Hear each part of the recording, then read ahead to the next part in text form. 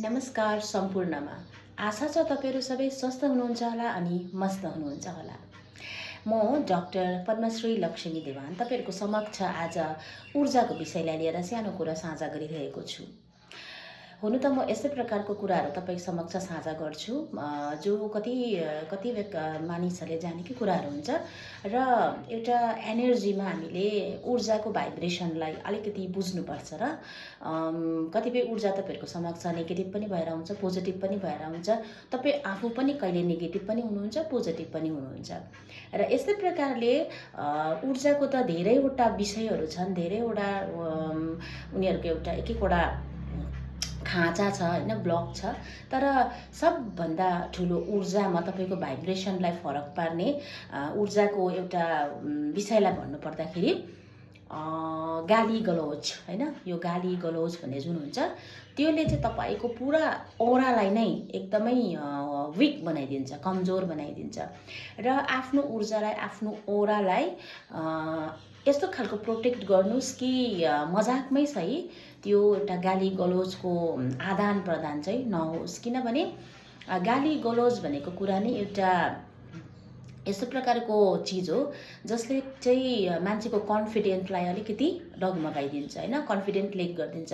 र कतिपय समक्षमा कतिपय मानिसहरूले छेउको मानिसको कन्फिडेन्ट गडबडाउनको लागि पनि छुटपुट गाली गलौजहरूको सम्बोधन आदान प्रदानहरू गर्छ ताकि उसको ऊर्जा उसको छेउमा अलिकति डरलाग्दो देखियोस् भनेर एउटा मोनोपोलीको हिसाबले पनि मान्छेले कसैलाई गालीको आदान प्रदान गर्छ। र गाली गलौजले सबभन्दा बेसी हाम्रो ऊर्जामा एफेक्ट पार्छ, हाम्रो औरामा एफेक्ट पार्छ। र कतिजनाले सोच्छ होला कि ऊर्जा यो औरा के हो भनेको हैन। औरा भनेको त्यो हो जसले तपाईको जीवनमा तपाईको काम क्रिया, तपाईको पैसा रुपियाँ, तपाईको हेल्थ हैन, यो सबैलाई नै प्रभावित पारेको हुन्छ हैन, र प्रभावित पार्छ। त्यहीकारण त हामीहरू भन्दैनौँ एकदम राम्रो सर्कमस्टेन्समा बस्नु, जहाँ राम्रो राम्रो कुरा हुन्छ, जहाँ उन्नतिको कुरा हुन्छ, अगाडि बढ्ने कुरा हुन्छ, त्यस्तो जग्गामा आफ्नो ऊर्जालाई राख्नु भनेको मतलब यही हो कि हामीले औराको प्रोटेक्ट गर्नुपर्छ।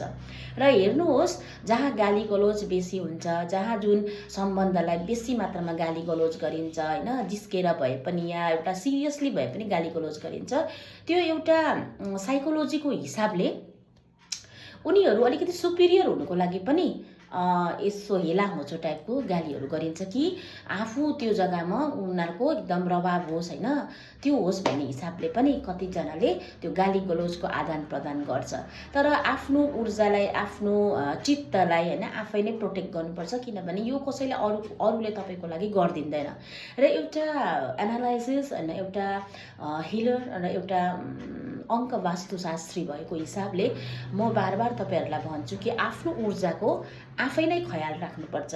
र यस्तो सानोतिनो कुराहरुमा तपाईहरुले सोच्नुपर्ने हुन्छ र आफ्नो ऊर्जालाई आफू बचाउनुस्। किनभने हामीहरू अब सोच्छु लाइटली त हो गाली गलौज, चल्छ भन्ने हैन, तर कहिले पनि हैन। त्यही चीजले नै तपाईको जीवनमा एफेक्ट परिरहेको हुन्छ, तपाईको काममा एफेक्ट परिरहेको हुन्छ, सबै क्राइटेरियामै त्यस्तो खालको चीजले एफेक्ट परिरहेको हुन्छ।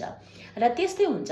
र हामीले आफ्नो ऊर्जाको, आफ्नो शरीरको, आफ्नो मानसिक ब्यालेन्सको पनि ख्याल राख्नुपर्ने हुन्छ।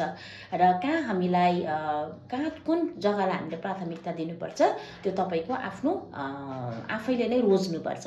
र हेर्नुहोस् एउटा फिटनेस ग्रुपहरुमा कुनै पनि मान्छे फिटनेसको बारे उयो हुँदैन, त्यसलाई एभोइड गर्नु सक्दैन। उनीहरू आफू पनि फिटनेसतिर दोहोरिन्छ हैन। अनि कुनै पनि जग्गामा राम्रो राम्रो विषयमा विचारहरुलाई उन्नतिहरुको बाटोमा ग्रुपमा बस्ने मान्छेहरू तिनीहरूले त्यही प्रकारको जीवनमा उन्नति गरिरहेको हुन्छ, अगाडि बढिरहेको हुन्छ।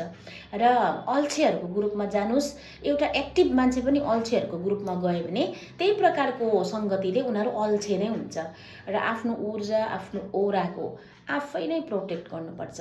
र मैले भनेको हिसाबले आफ्नो औरालाई, आफ्नो शरीरलाई, आफ्नो आत्मालाई सकेसम्म गाली गलौज हैन, यस्तो खालको नेगेटिभ कुराहरुदेखि अलिकति पर राख्नुपर्छ, अलिकति कम्ती दिनुपर्छ त्यो जग्गामा। र मानिसलाई सबभन्दा ठुलो कुरा आफूलाई माया गर्नु हो, आफूलाई बचाउनु हो र गर्नुहोस् तपाईँहरू आफ्नो काम क्रियाहरू गर्नुहोस्, समाज सोसाइटीमा मिल्नुहोस्, तर रोज्नुहोस् त्यस्तो जग्गा जहाँ तपाईँको उन्नति हुन्छ, जहाँ तपाईँको आत्माको शान्ति हुन्छ, जहाँ तपाईँको मानसिक स्थिति स्टेबल हुन्छ र राम्रो राम्रो कुराहरू र राम्रो राम्रो विषयहरूलाई लिएर तपाईँ अगाडि बढ्नुहुन्छ।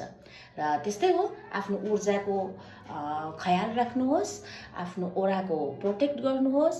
यही नै हाम्रो जीवनमा मृत्यु पर्यन्त यसले नै सबै भार बोकेको हुन्छ र हाम्रो फर्स्ट कर्तव्य हुन्छ आफ्नो ऊर्जालाई सञ्चय गरेर राख्नु, पोजिटिभ पारेर राख्नु। जस्तो पनि नेगेटिभ विचार आयो भने पनि त्यसलाई पोजिटिभमा कन्भर्ट गरेर आफ्नो स्थान आफैले रोज्नुपर्छ। त्यस्तो भिडभाडमा तपाईँको जानु जरुरी छैन भने एकान्त नै सबभन्दा राम्रो स्थान हो। एकान्तमा चिन्तन हुनुपर्छ, ओभर थिङ्किङ होइन। र सोच्नुहोस् र आफ्नो ऊर्जालाई बचाउनुहोस्। धन्यवाद। आज सबैको दिन शुभ भएर जाओस्।